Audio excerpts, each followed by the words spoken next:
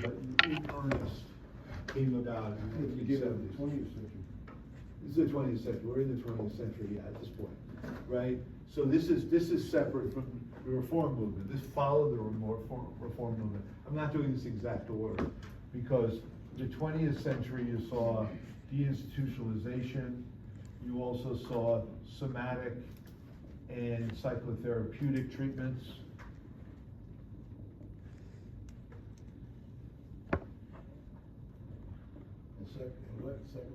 Psychotherapy, essentially psychotherapy.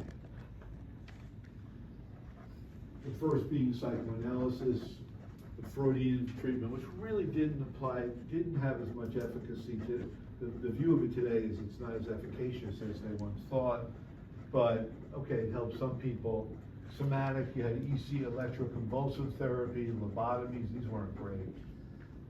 And then eventually you had medication, meds of the 1950s. The first meds for antipsychotics.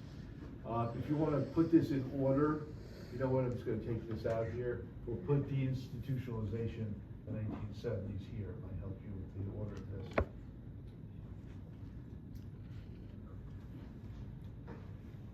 And it, in part, was a function or a consequence of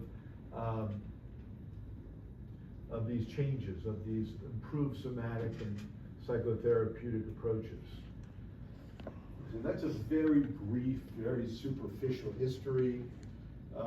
Then we got into different approaches to understanding behavior, mental disorders.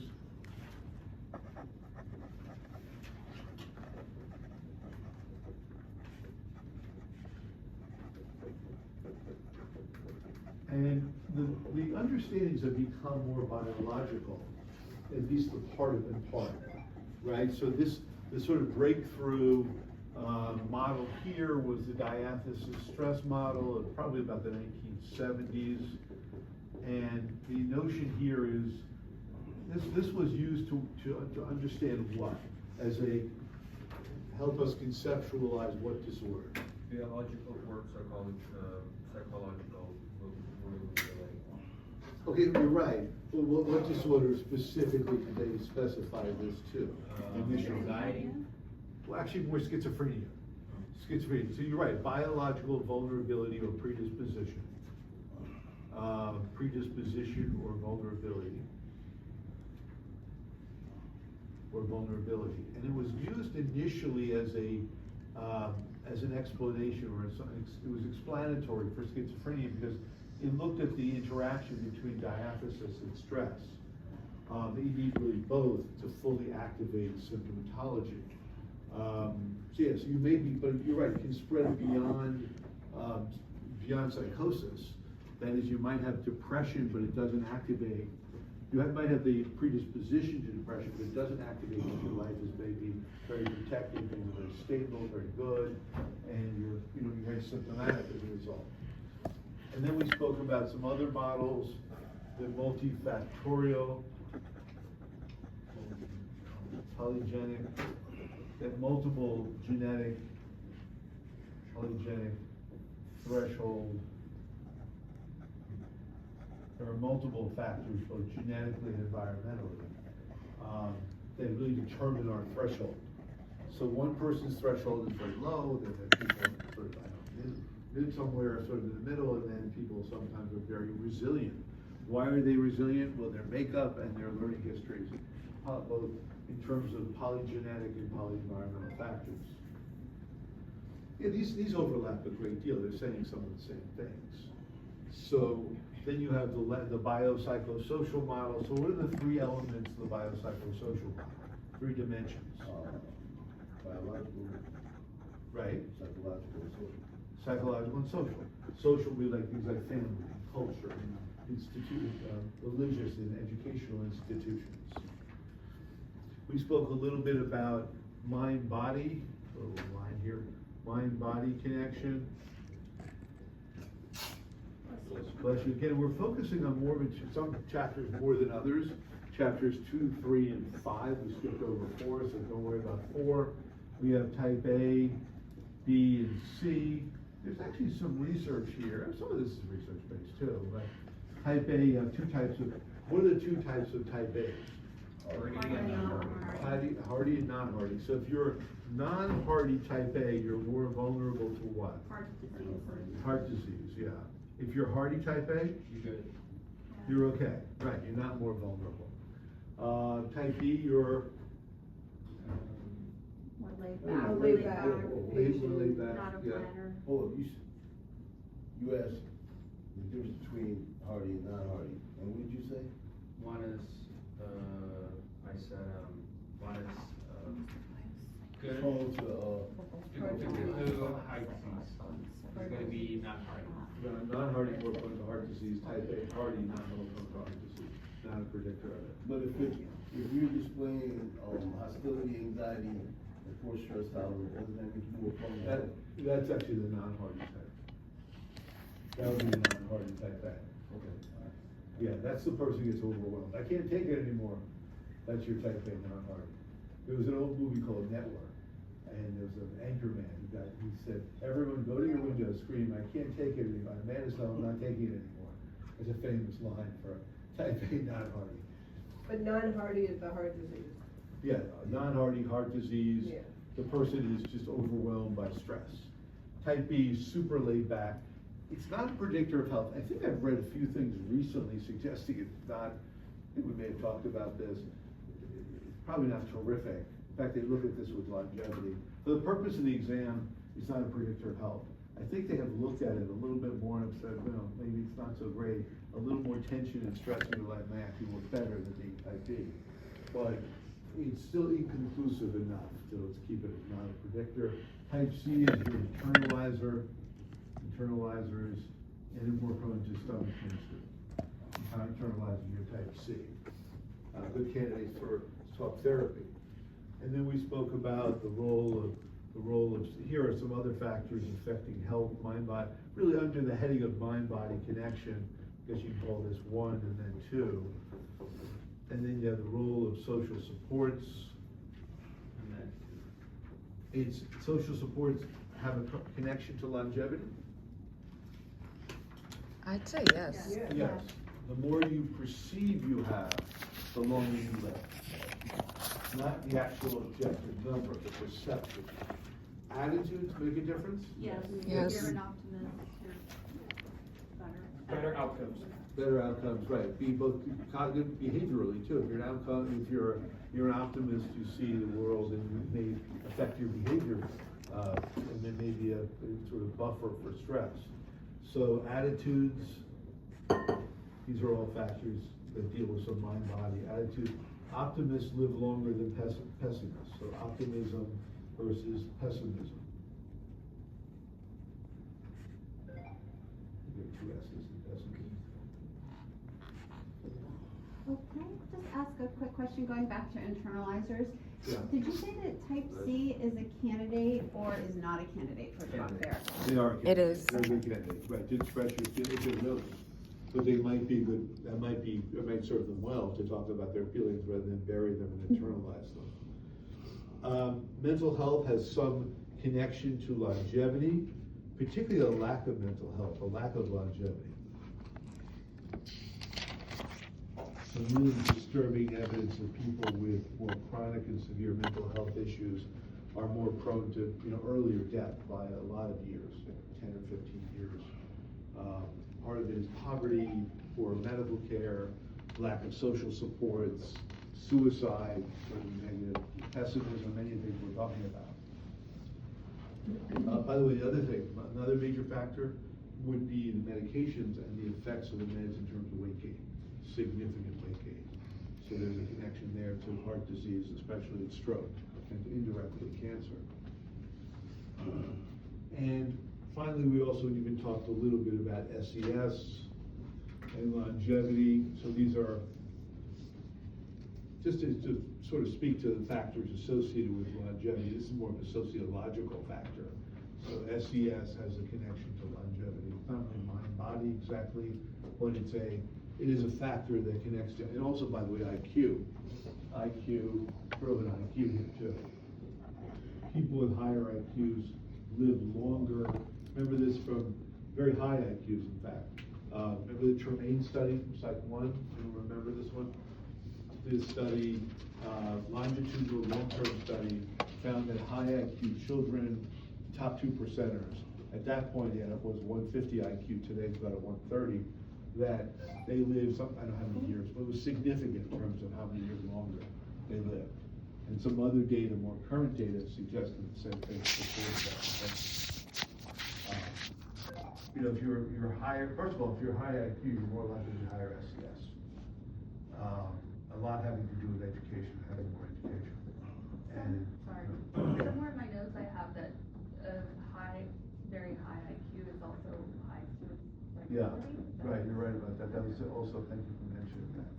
Yeah, despite that, even considering that, even with that in the equation, they still live longer. So rates of suicide. Now, some would argue that a good IQ, very good IQ is probably really helpful, but if it gets too high, your reference group might be smaller. So it might be, once you're out to a certain point, maybe it starts to not be as advantageous. But even with looking at 130 plus IQs, they tend to live longer, although there is a high rate of suicidality. You know, maybe there's a smaller reference group, their expectation levels are such that you can never, you know, lives expected of you, you're more likely to disappoint self and others. Okay, chapter 3. We talked about chapter 3 was assessment 4, we dealt with moral assessment. Okay, let's get into some of that. What's the most common assessment tool? What actual tool? That actually may be the reason why people get tested, right? The ADD you're mentioning, or dyslexia. What's that? Yeah, well, not really the psychological test is one answer. You're a doctor, Ben? No. He's waiting to get back to happen. Oh, and actually, okay.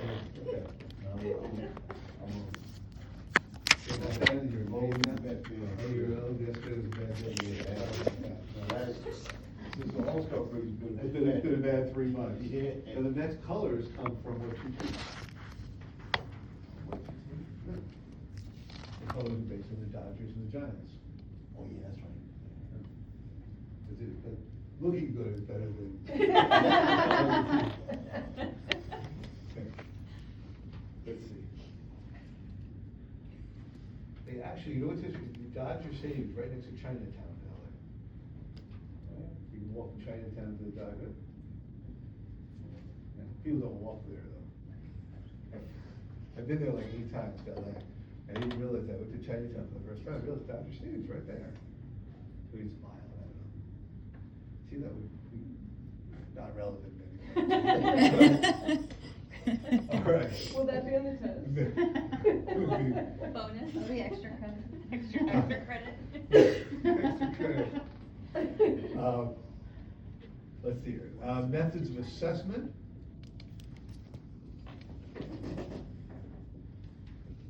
So what is the most common assessment tool? Actually, the clinical interview is. Psychological tests, psychological tests are used less. Psych tests, and there are 2 types of psychological tests. Well, basically, IQ and personality. MMPI is an example of an objective personality test that we spoke of. Excellent. You guys know your stuff. And then we talked about neurological or medical tests that often are done and maybe used as, in terms of information. You might ask for information from a physician or a medical, hospital or something like that. You get a better understanding of what's going on. Neurological / medical tests. But by far, the most common assessment tool is the clinical interview, and we really focused on that one. So as part of your clinical interview, basically that's what we're going to talk about.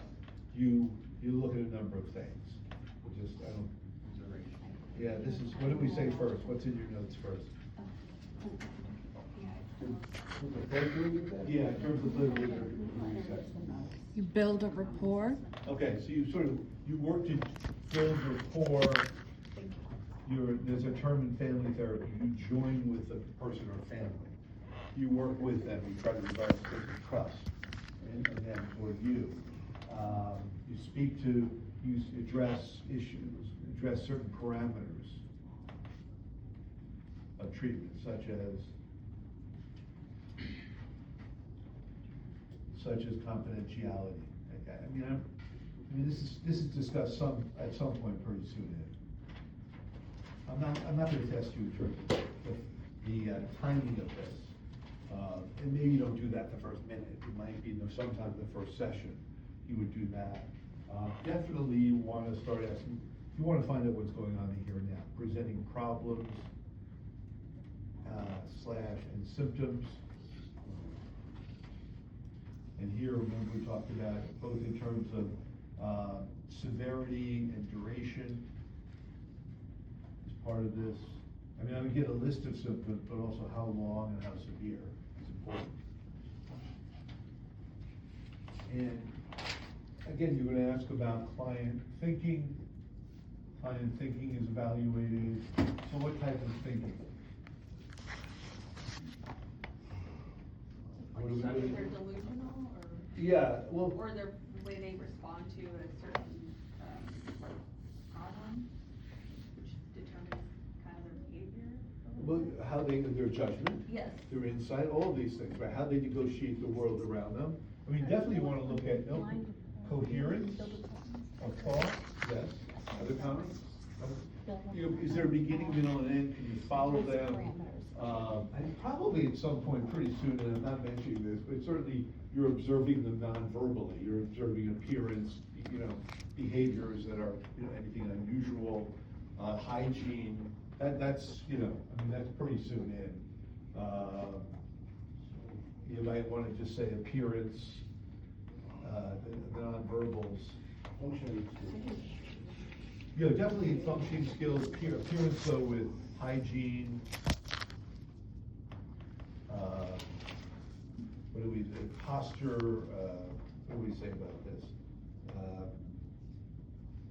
And any sort of psychomotor, unusual psychomotor behaviors, psychomotor retardation or agitation.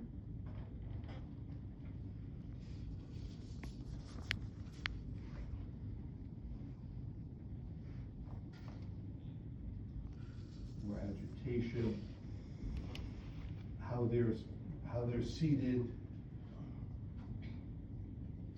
Mood, actually part of appearance would be mood, their overall emotional state. So certainly you make note of this pretty soon. I mean, that's one of the first things you're obviously noticing, if not the first. So you might want to mention that. Coherence, and here we have let's get back to thinking. Coherence, again, not in any particular order, but insight, their understanding of self, judgment, some of the decisions they made, how they seem to interface with the world. Again, obsessions, thoughts they can't get out of their head, hallucinations are related to sensory processes other people don't have. You'd ask that question. Do you have any experience? Do you hear or see things other people may not? Delusions, you don't ask if they're delusional, but certainly you're listening to the content of their, of their presentation. There are some real ethical issues. There's some questions here. If someone is delusional, sometimes you'll talk about it. Sometimes that's a tough thing to sort of directly interpret. That's part of the therapy though. That's tricky. Yeah. Suicidal thoughts. Absolutely, yeah. Suicidal or homicidal thinking or right. So, I mean, this gives you a pretty good idea. We're not, in terms of the exam, you have the terms you need to know in terms of, and then certainly personal history.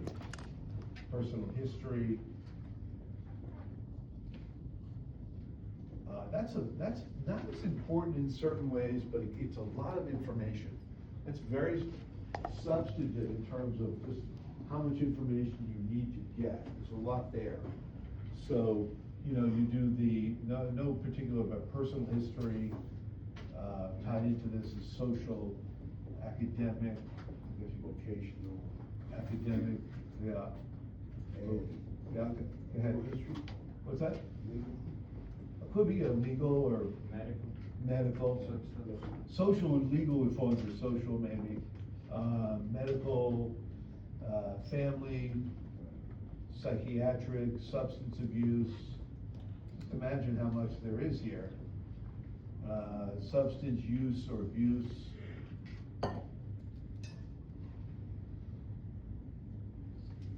Developmental, when did they, usually a person would not know, but if there are any real issues, they didn't talk until they were 5, you'd wanna know that. So that gives you a pretty good sense of that. And then we got into treatment, and in a very simplistic sense, in terms of, because remember you have your ADT model, assessment, diagnosis, and treatment. And so the diagnosis has a lot to do with treatment. And there's really 2 levels of treatment, psychotherapy and medication, in a really narrow sense, psychotherapy, and then you have medication therapies. You might not recommend this, or a person may not be referred for medication treatment unless there is significant symptomatology, so it's not always the case that someone's getting both of these treatments. But it's worth noting, particularly if there's more pathology, probably the recommendation would be typically of both. Then you have orientations, that has to do with the psychotherapy technique and how it's conceptualized. So if you're psychoanalytically oriented, you're probably going to view a case differently than if you're behaviorally oriented. Behaviorally oriented, you're going to look at solutions and changing maladaptive behavior that are much more on the surface than someone who's psychoanalytic who's looking at, early childhood experiences and understanding, self-awareness, anything unconscious. Interestingly, I think we said this, what's more important, the relationship between client and therapist, or these variables, or orientation? Orientation is actually secondary to the relationship. Yeah, that this stuff would seem to be very important, but what they've actually found is the client-therapist variables are more important than the orientation of whether you're psychoanalytic, behavioral, humanistic, cognitive behavioral. If you're doing good treatment, you're probably doing more things that are similar than dissimilar. You're establishing a rapport, you're asking good questions, you're reading responses, you're all those things. It's that interpersonal, the chemistry is right, or seems to be good. That's more relevant than the orientation. So right. And then they'll tell you all this stuff. Right, so it comes down to a relationship. Yes, I guess it's important to have maybe some sense of orientation of the person, but the sort of intangibles come into play more. There's, client factors come into play. They find that if your expectation levels of the client are too high or too low, that works against you. If you have moderate expectations, therapy tends to be more effective. If you have some degree of insight and psychological mindedness, that normally works in your favor. If you're reasonably motivated to go there, if you're doing it voluntarily, these are the factors that tie in most with therapeutic outcomes, positive therapeutic outcomes. And again, a lot of it is the client-therapist sort of chemistry, whatever that is, sort of undefinable, sort of immeasurable, but bless you. Thank you. So the orientations, again, order doesn't really matter here. I don't take this directly from our notes, but psychoanalytic, behavioral, family is both a modality and an orientation. Most people view themselves as eclectic, although that tends not to be predictive or correlated with as much psychotherapeutic success. It might be if you have an orientation that's more singular, you're more confident as a clinician, that might help. So that's why they generally find that if you are eclectic, the therapy tends not to be as effective. And then the modality is how you're seen. Modality would be how the therapy is not done, but how you're seen. By far, individual is most common. There's marital would be second/couple. What else do we have here? Group. Technically, family, family is both a modality and an orientation.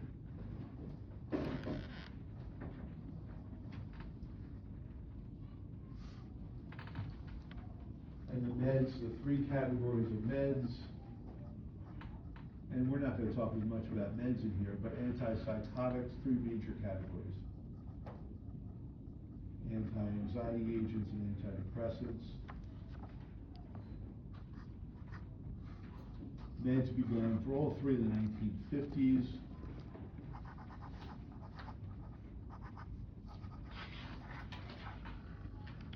I'm gonna take it over here. Actually, what we don't have that much room. I guess I'll squeeze it over here. Although maybe we can start over there. Okay, so we're skipping over chapter 4 into 5. And with chapter 5, now we're talking about diagnosis and the different, it's not just anxiety, but we have different anxiety disorders. What's the most commonly treated and, well, it's the most common anxiety disorder? Phobia. A phobia. I don't actually know if it's the most treated, but it's most commonly reported. Actually, the heading would be anxiety. We have three headings in chapter 5, diagnostically, 3 categories.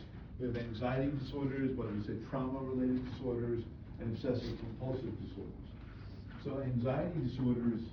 The phobias? Yeah, phobia is an example of an anxiety disorder. Most treatable by, generally you see anxiety disorders, you think behavior therapy or cognitive behavioral therapy, one or the other. Phobia is treated through exposure, either graduated or all at once. What is it called if you're treated all at once? Flooding. Flooding, excellent.